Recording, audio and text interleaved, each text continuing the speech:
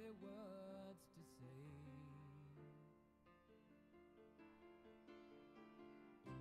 I thought I knew, but now I know that rose trees never grow in New York City. Subway's no way for a good man to go down.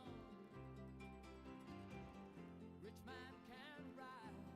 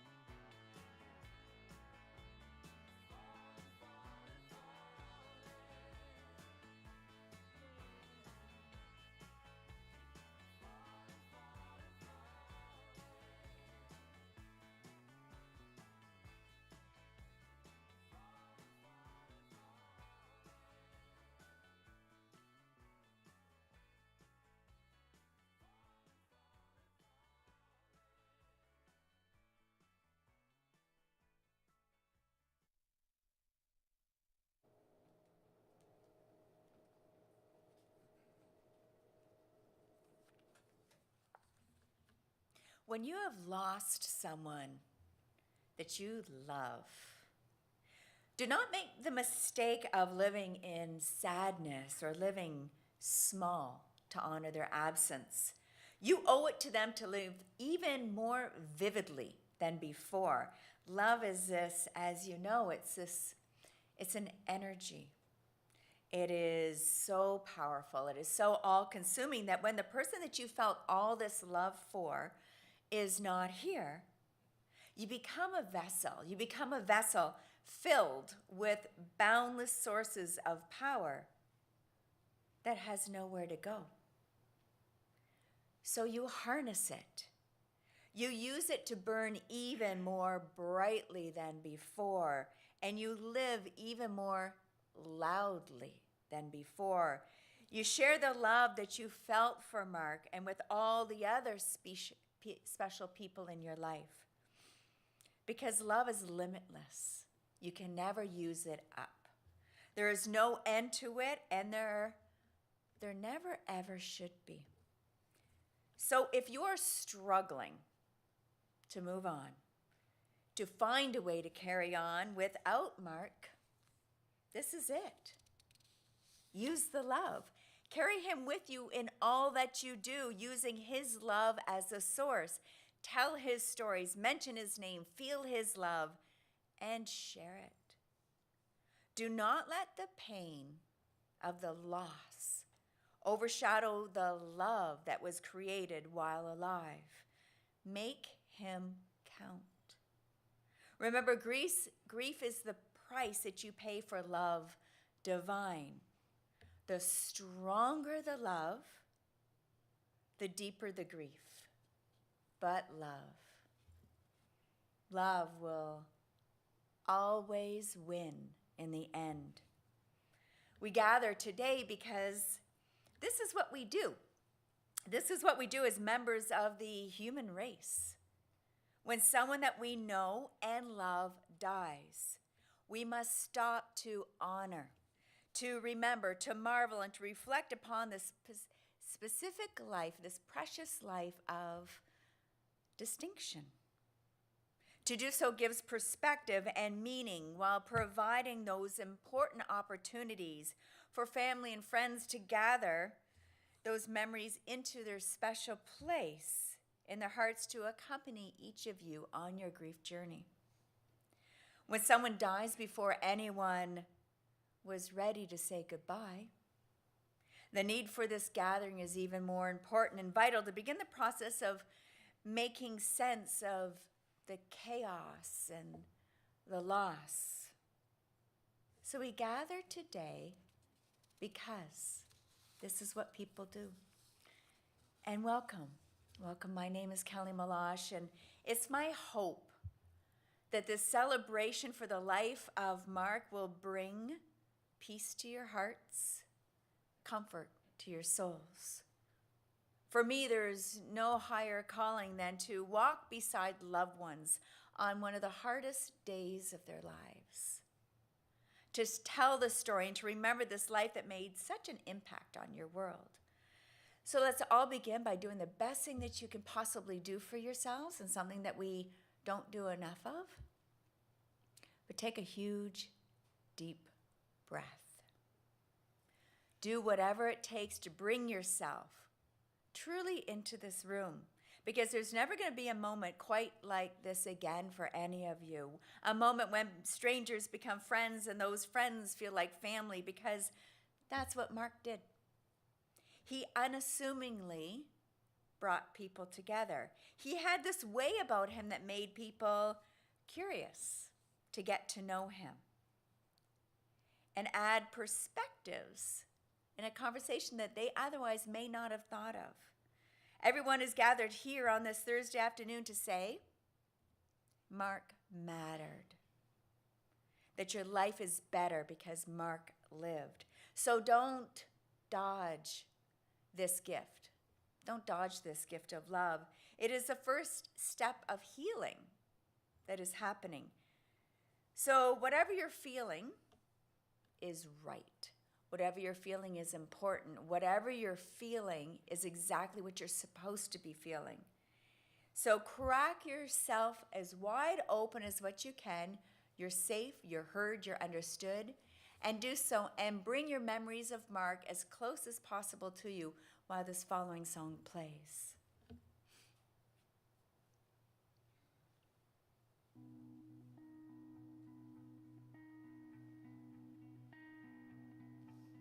Tell me, what does it look like in heaven? Is it peaceful? Is it free like they say? Does the sun shine bright forever? Have your fears and your pain gone away? 'Cause here on earth it feels like everything good is missing since you left. And here on earth everything's different. There's an emptiness. Oh, I hope you're dancing in the sky. I hope you're singing in the angels' choir. And I hope the angels know what they have. I'll bet it's so nice up in heaven since you arrived. So tell me, what do you do up in heaven? All your days filled with love and light. Is there music? Is there art and invention?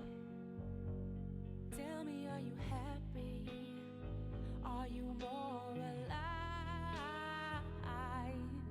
'Cause here on earth it feels like everything good is missing since you left.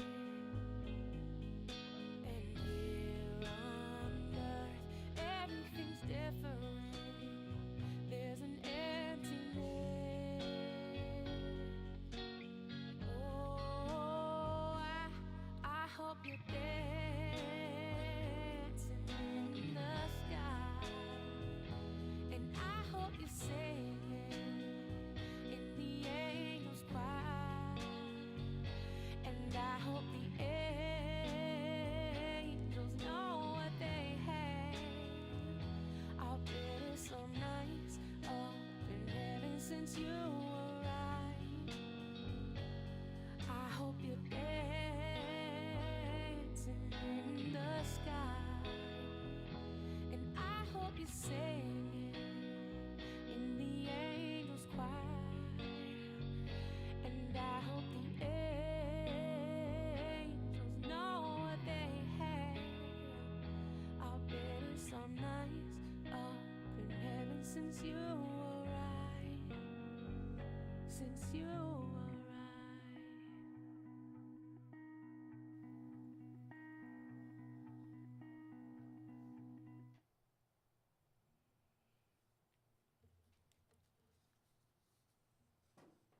We are here for the brotherhood that brought a smile to Mark's face every day. Mark was a staple of Leamington, and once you met him, you never forgot him, especially if he was in that Speedo. Had to be said. Carl, Howie, Nelson, Debbie, Liz, Anna, and Johnny are representative of family to Mark. In the best of worlds, we get to choose our family, and Mark did just that. Mark's dad, Finley, aka Ned, and his mother, Beverly, have been watching over Mark and sending their love in all ways to help him feel and receive it, as was his Aunt Beth, who just earned her wings earlier this year, joining his family in love. And at home is Sunshine, the furry little feline that lit up Mark's life.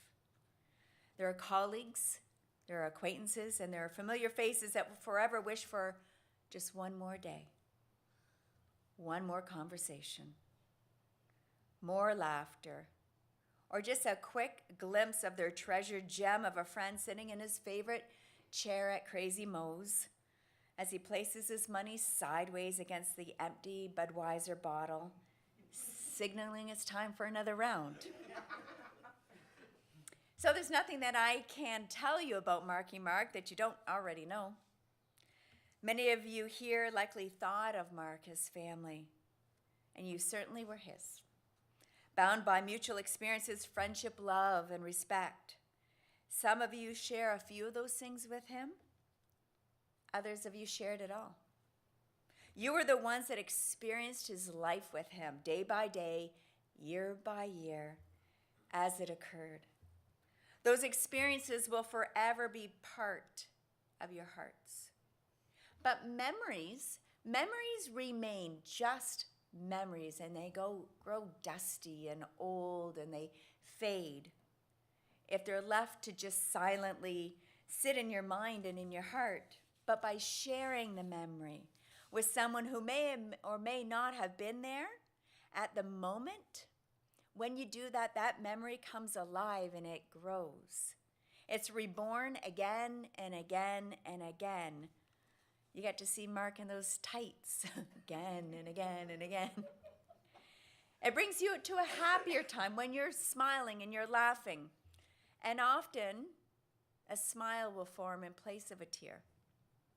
And don't assume that your memories are exactly the same as everyone else's either.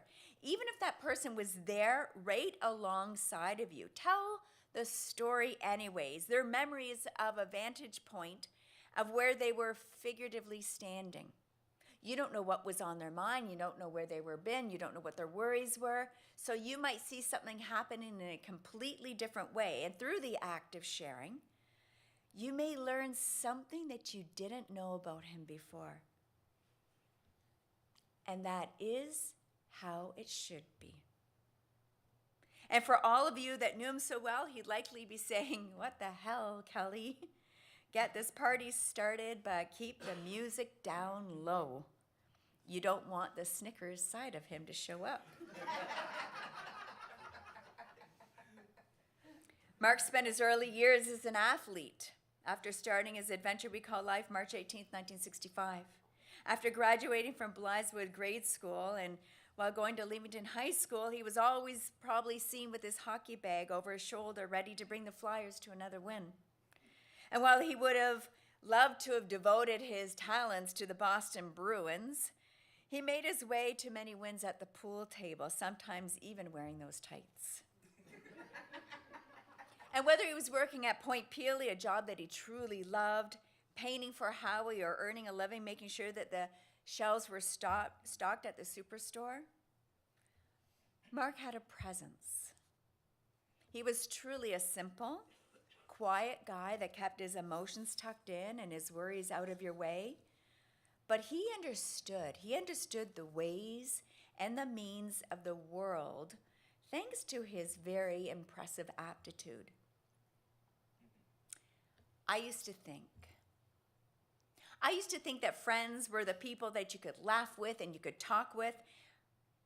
But the older I get, I realize that friends aren't just that. Friends are the people that touch your heart. They're the people that you can share your secrets with, that you can cry with, that you can laugh with, and you can have fun with.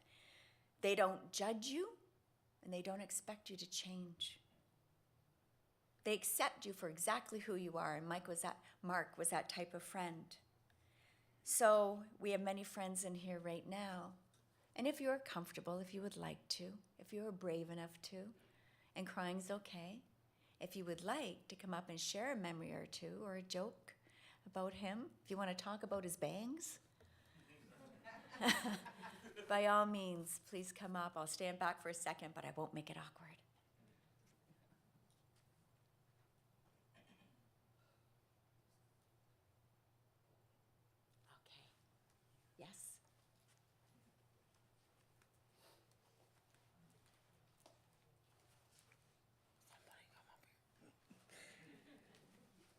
Well, if you guys don't know who I am, I'm Debbie. Um,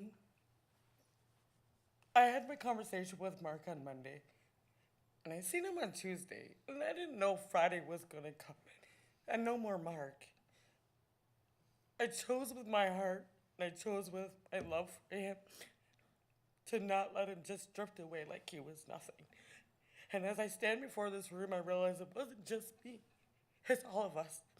He means everything to each and every one of us in different ways and many memories. He will always walk with me. He will be in my heart forever. He may have not been somebody to somebody else, but he meant a lot to me. And with that, I love you, Mark. And I'm glad that you got to go home with the proper family and friends that you have in this room. Rest easy, my friend.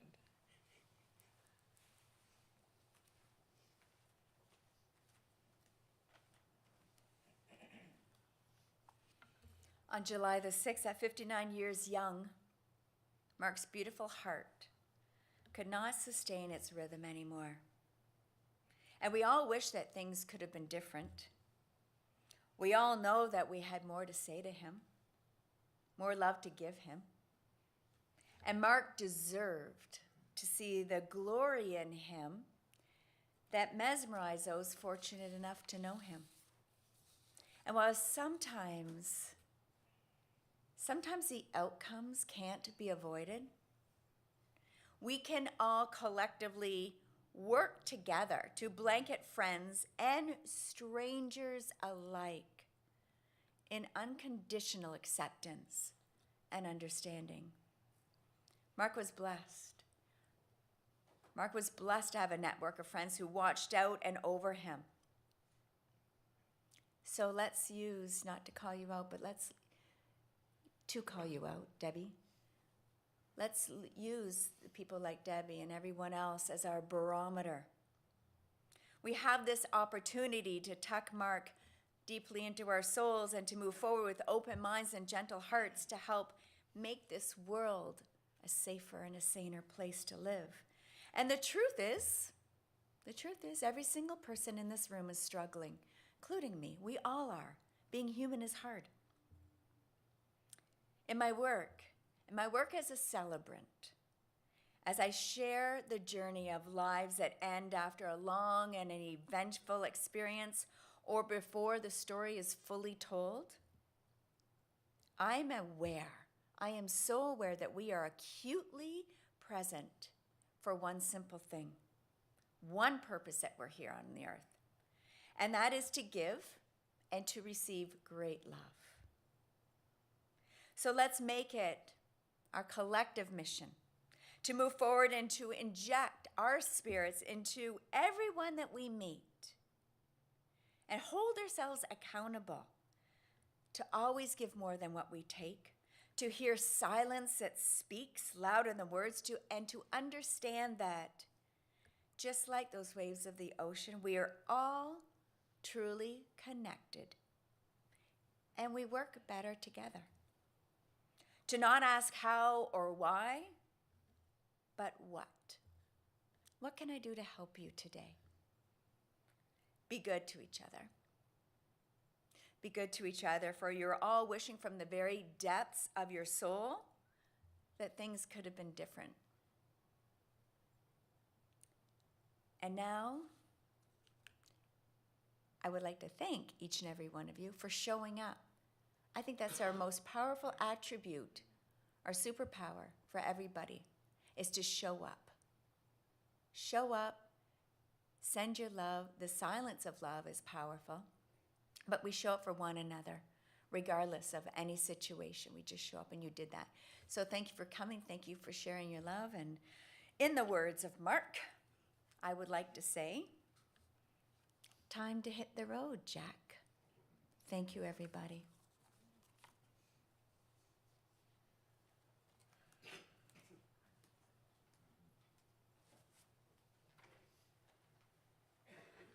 So this concludes our service today for Mark. We'd like to thank everyone for coming and showing their support for Mark and his friends, close friends. So it's just again, thank you, and thank you, Kelly, for helping us out today. But at this time, everyone is invited into our reception room near the other side of the building here for a time of reception and fellowship. You know, Debbie and friends have arranged for a wonderful meal there. So please join everyone in there, just a time to continue some stories of Mark, okay? So we're just gonna ask everyone to rise, and then we'll just follow everybody out.